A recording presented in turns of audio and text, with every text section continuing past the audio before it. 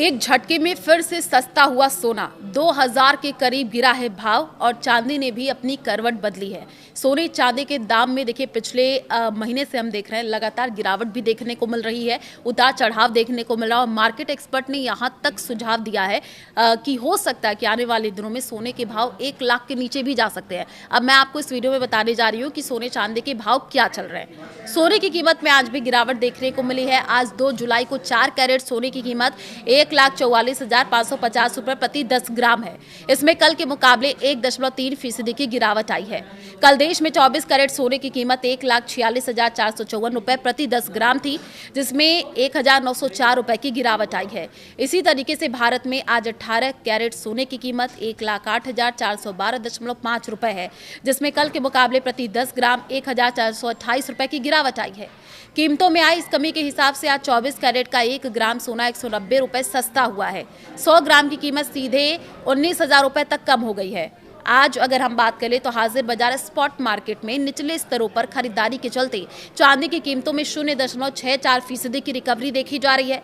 इस तेजी के हिसाब से आज चांदी की कीमत कल के बंद भाव के मुकाबले प्रति किलोग्राम 1400 से 1500 रुपए के बीच महंगी हुई है।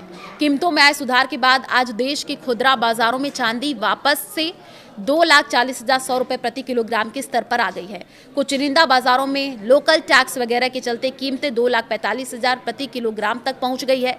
1 ग्राम के हिसाब से अगर हम देखें तो चांदी की कीमत कल के मुकाबले करीब 1,50,000 रुपए बढ़ करके 240.10 से 245 रुपए के बीच आ गई है। अब आपको बता देते हैं कि सोने की कीमत आखिर गिर क्यों रही है और क्या ये सही समय है आपके लिए इन्वेस्टमेंट करने का। तो सोने की कीमतों में इस बीच लगातार आ रही गिरावट के चलते लोगों में आगे कीमतें और गिरने का डर है।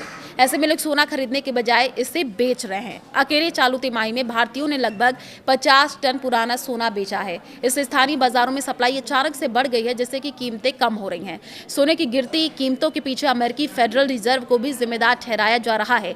निवेशकों के मन में इस बात का खौफ है कि फेड रिजर्व आगे ब्याज दरों में कटौती करने के बजाय इसे लंबे समय तक ऊंचा रख सकता है, क्योंकि सोने का कोई ब्याज या डिविडेंड नहीं मिलता है। ऐसे में लोग सोने को छोड़ करके सरकारी बॉन्ड्स में पैसा लगा रहे हैं। सोने की डिमांड इसके चलते भी कम हुई है।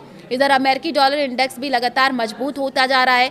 जब डॉलर मजबूत होता है तो अंतर्राष्ट्रीय बाजार में दूसरी करेंसीज के लिए सोना खरीदना महंगा हो जाता है, इसलिए उसकी मांग कम हुई है। तो देखिए सोने चांदी के भाव में हो सकता है कि आने वाले दिनों में और भी ज्यादा उतार चढ़ाव देखने को मिले, क्योंकि मिडिल ईस्ट में जिस तरीके से युद्ध चल रहा था उस दौरान सोने के भाव बहुत ज्यादा बढ़ गए थे। उसके बाद से ही प्रधानमंत्री ने अपील की थी कि आप सोने खरीदना कम कर दीजिए, सोना जितना हो सके ना खरीदे अगर आपके घर में कोई फंक्शन या कुछ जरूरी काम ना हो। तो देखिए उसके बाद से ही सोने के भाव लगातार गिरते हुए चले गए। सोने चांदी के भाव में लगातार गिरावट देखने को मिली है। अब हम कुछ कह नहीं सकते हैं कि आने वाले दिनों में क्या सोने के भाव बढ़ेंगे या कम होंगे, लेकिन अगर आप सोना पर इन्वेस्ट करना चाहते हैं, चांदी पर इन्वेस्ट करना चाहते हैं तो आपको मार्केट पर पूरी नजर रखनी होगी।